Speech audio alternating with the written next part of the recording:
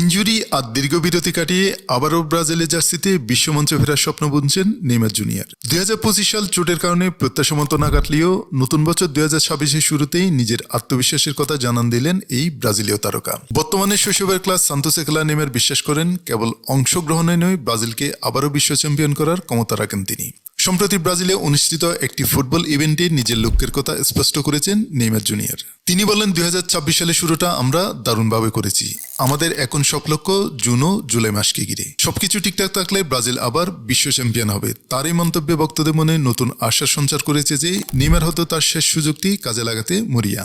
নেইমারের এই ফেরার পথ অবশ্য খুব একটা সহজ নয়। ব্রাজিল জাতীয় দলের বর্তমান কোচ কার্লো আনচেলত্তি এখন পর্যন্ত তাকে দলে ডাকেননি। 2023 সালের পর থেকে নেইমারকে আর জাতীয় দলের জার্সিতে দেখা যায়নি। আনচেলত্তি সাব জানিয়ে দিয়েছেন, দলের জায়গা পেতে হলে কেবল নাম নয়, শারীরিক সক্ষমতা ও ধারাবাহিক পারফরমেন্সের প্রমাণ দিতে হবে। ফলে সান্তোসের হয়ে প্রতিটি ম্যাচই এখন নেইমারের জন্য নিজেকে প্রমাণের লড়াই।